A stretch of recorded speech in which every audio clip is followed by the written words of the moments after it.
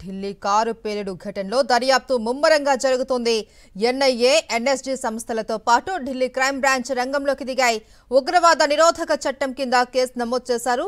Explosives act సహా పలు కీలక సెక్షన్లను ఎఫ్ఐఆర్లో చేర్చారు. అయితే ఈ పేలుడు ఉగ్రవాదుల ఆత్మాహుతి దాడి అని పోలీసులు ఓ అంచనాకు వచ్చారు. జైషే మహమ్మద్ ఉగ్ర సంస్థకు చెందిన డాక్టర్ ఉమర్ ఆత్మాహుతి దాడి చేసి ఉంటాడు అని పోలీసులు భావిస్తున్నారు. పేలుడుకు కారణమైన I-20 కారును నడిపింది ఉమర్ అని నిర్ధారణ అయింది.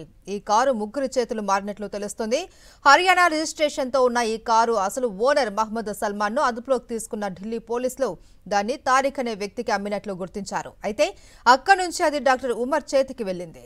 డాక్టర్ ఉమర్ ఆ కారును నడిపినట్లు సీసీటీవీ ఫుటేజ్ ద్వారా పోలీసులు నిర్ధారణకు వచ్చారు. ఫరీదాబాద్ ఆయుధాల స్వాధీనం కేసులో డాక్టర్ ఉమర్ పరారీలో ఉన్నాడు. అతని కోసం గాలిస్తున్న సమయంలో భయాందోళనకు గురై ఆత్మాహుతి జరిపి ఉంటాడు అని భావిస్తూ ఉన్నారు. పేలుళ్లలో చనిపోయిన ఉమర్ను DNA పరీక్షల ద్వారా గుర్తించే ప్రయత్నాలు చేస్తూ ఉన్నారు. 2019 జమ్మూ కాశ్మీర్లోని పుల్వామాలోనూ వాహనంలో పేలుడు పదార్థాలను ఉగ్రవాదులు పేల్చేసి ఘాతుకానికి పాల్పడ్డారు. సరిగ్గా అదే తరహాలో ఇప్పుడు ఈ దాడి చేసి ఉంటారు అని దర్యాప్తు సంస్థలు భావిస్తూ ఉన్నాయి.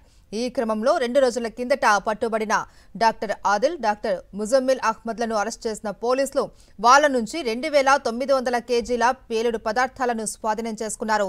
ఈ తరుణంలో పట్టుబడిన నలుగురిని మరింత లోతుగా విచారించాలి అని భావిస్తున్నారు. డాక్టర్ ఉమర్ ఫరీదాబాద్ లో అసిస్టెంట్ ప్రొఫెసర్ గా పనిచేస్తున్నట్లు గుర్తించారు. ఈ కేసుకు సంబంధించి జమ్మూ కాశ్మీర్ లో 3 అనుమానితుల్ని అరెస్ట్ చేశారు. మాలిక్, రషీద్, మీర్ ను పోలీసులు విచారిస్తున్నారు. మరోవైపు ఎర్రకోట పరిసరాలు పోలీసుల స్వాధీనంలో ఉన్నాయి. 3 రోజుల పాటు ఎర్రకోట మూసివేయాలి అని పోలీసులు నిర్ణయించారు.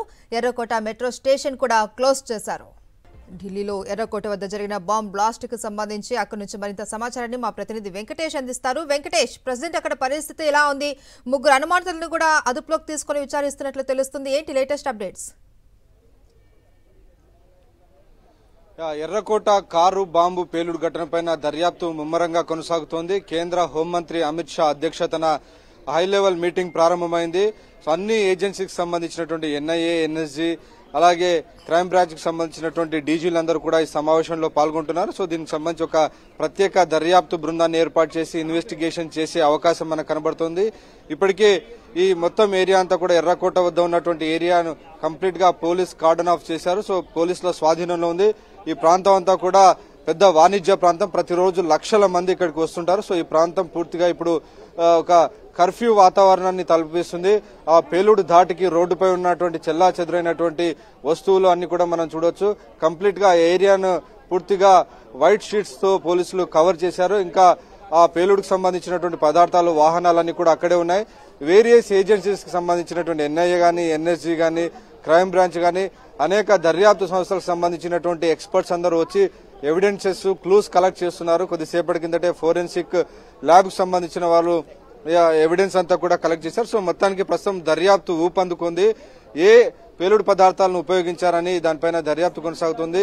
అమ్మోనియం నైట్రేట్ ను, డిటోనేటర్స్ ను కలిపి ఈ మొత్తం పేలుళ్లకు పాల్పడినట్లుగా ముందుగా పోలీసులు అనుమానిస్తున్నారు. ప్రధానంగా మొన్న 20 రోజుల కిందట జమ్మూ కాశ్మీర్ అనంతనాగ్ లో అరెస్ట్ అయినటువంటి డాక్టర్ ఆదిల్ ఇచ్చినటువంటి సమాచారం ఆధారంతోనే డాక్టర్ మహమ్మద్ ముజిల్ ను పట్టుకున్నారు. సో ఆయనను పట్టుకున్న వెంటనే దాదాపు 2900 కిలోల పేలుడు పదార్థాలను పోలీసులు స్వాధీనం చేసుకున్నారు. సో నెట్వర్క్ అంతా కూడా ఛేదిస్తున్నటువంటి క్రమంలోనే వారిని పట్టుకున్నటువంటి కొన్ని గంటల వ్యవధిలోనే డాక్టర్ ఉమర్ మహమూద్ ఇక్కడికి వచ్చి ఈ పార్కింగ్ ఏరియాలో దాదాపు 3 గంటల పాటు ఉండి సరిగ్గా 6:52 సమయంలో ట్రాఫిక్ సిగ్నల్ పడిన వెంటనే I-20 కారులో ఉన్నటువంటి పేలుడు పదార్థాలను పేల్చివేశారు. ఇది కంప్లీట్ గా ఇది సూసైడ్ బాంబర్ గా అనుమానిస్తున్నారు. సూసైడ్ అటాక్ జరిగింది. మనం చూసాం గతంలో 2019లో కూడా పుల్వామాలో కూడా ఇదే తరహాలో సూసైడ్ బాంబర్ అటాక్ చేసి దాదాపు 40-50 మంది పోలీసుల ప్రాణాలను పొట్టను పెట్టుకున్నారు. సో అదే తరహాలో జైషే మహమ్మద్ సంస్థ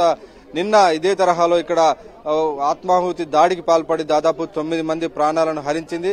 దాదాపు 25-30 మంది తీవ్రంగా గాయపడినటువంటి పరిస్థితి మనం చూసాం. చాలా దేశంలో ప్రధానమైనటువంటి నగరాల్లో ఈ రకమైనటువంటి ఉగ్ర పేలుళ్లకు పాల్పడాలని కుట్ర పడినటువంటి జైషే మహమ్మద్ సంస్థ ఇలాంటి ఒక వైట్ కాలర్ మాడ్యూల్ ను డెవలప్ చేసింది. సో డాక్టర్స్ ను అందులో రిక్రూట్ చేసుకుంటుంది, స్టూడెంట్స్ ను రిక్రూట్ చేసుకుంటుంది. సో వీరైతే ఎవరికి అనుమానం రాదు కాబట్టి వీరు తమ పని చేసుకుంటూనే ఈ ఉగ్రవాదులకు సంబంధించినటువంటి పదార్థాలను సేకరించడం, వాటిని ఒక వైపు పెట్టడం, పాకిస్తాన్ హ్యాండ్లర్స్ ఇచ్చినటువంటి సమాచారం మేరకు ఆ పలానా ప్రదేశాల్లో ఎర్రకోట గాని అలాగే ఇతర సెంట్రల్ ఢిల్లీ లాంటి ప్రాంతాల్లో పెద్ద ఎత్తున పేలులకు ఒడిగట్టాలని ముందుగానే పథక రచన చేశారు. అయితే ఆ నెట్వర్క్ ఒక్కసారిగా భగ్నం కావడంతో విధిలేని పరిస్థితిలో నిన్న డాక్టర్ ఉమర్ ఈ రకమైనటువంటి పేలుడుకు పాల్పడి అమాయకుల ప్రాణాలను హరించినటువంటి పరిస్థితి మనం చూస్తున్నాం. సో మొత్తానికి ఈ ఘటనతో ఒక్కసారిగా దేశమంతా కూడా ఉలిక్కిపడింది. ప్రధాన నగరాలన్నీ కూడా అలర్ట్ అయ్యాయి, పోలీసులు అలర్ట్ అయ్యారు. అనేక చోట్ల నిఘా పెంచినటువంటి పరిస్థితి మనం చూస్తున్నాం. సో మొత్తానికి ఈ వెనకాల ఎవరున్నారో దీనికి సంబంధించినటువంటి కంప్లీట్ ఒక కన్ఫర్మేషన్ తీసుకునేందుకు ప్రత్యేక దర్యాప్తు బృందాలను ఏర్పాటు చేసి ఇన్వెస్టిగేషన్ కొనసాగించబోతున్నారు. సో ఆ మేరకు కేంద్ర హోంమంత్రి ఇప్పటికే కర్తవ్య భవన్ లో సమావేశాన్ని ఏర్పాటు చేశారు. ఆ సమావేశం కొనసాగుతుంది. ఈ సమావేశం ముగిసిన తర్వాత ఎవరు ఈ టీం కి ఇన్వెస్టిగేషన్ టీం కి హెడ్ చేయబోతున్నారు, ఎవరికి అప్పగించబోతున్నారు, ఎన్ఐఏకి అప్పగిస్తారా, ఢిల్లీ పోలీసులకు అప్పగిస్తారా, మరి దర్యాప్తు బృందం ఈ మొత్తం ఇన్వెస్టిగేషన్ అంతా కోఆర్డినేట్ చేయబోతుంది అనేది మనకు తెలిసే అవకాశం మనకు కనబడుతుంది. సో మొత్తానికైతే ప్రస్తుతం అయితే ఎర్రకోట పరిసర ప్రాంతాలంతా కర్ఫ్యూని తలపిస్తున్నాయి. మనం చూడొచ్చు, ప్రతిరోజు రైట్ సైడ్ లో ఉన్నటువంటి జైన్ మందిర్ చూడొచ్చు. అలాగే దీని వెనకాల ఒక సిక్కు గురుద్వారా ఉంది. అలాగే ఇటు పక్కన జామా మసీదు, చాలా పాపులర్ జామా మసీదు కూడా ఉన్నాయి. సో చాలా ఇంపార్టెంట్ ప్లేసెస్ ఉన్నటువంటి ప్రదేశం. సో ఇంపార్టెంట్ ప్రదేశం ఉన్నటువంటి ఈ ప్లేస్ లో నిన్న జరిగినటువంటి బాంబు పేలుడుతో కంప్లీట్ గా సాధారణ ప్రజలకు సంబంధించినటువంటి యాక్టివిటీస్ అన్నిటిని కూడా రెస్ట్రిక్ట్ చేశారు. కేవలం మీడియాకు, పోలీసులకు మాత్రమే ఈ ఏరియాలో అనుమతి ఉంది. సో మొత్తం కంప్లీట్ గా ఏరియా అంతా కూడా ఒక కర్ఫ్యూను తలపిస్తున్నటువంటి పరిస్థితి మనం చూస్తున్నాం. సో ఇన్వెస్టిగేషన్ పూర్తయ్యేంత వరకు కూడా ఈ మొత్తం ఏరియాను కూడా సెక్యూర్ చేయాలని ఉన్నతాధికారులు ఆదేశించిన నేపథ్యంలో ప్రస్తుతం అయితే ఈ ఎర్రకోట వద్ద ఒక కర్ఫ్యూ లాంటి వాతావరణం కొనసాగుతోంది. Right, thank you Venkatesh.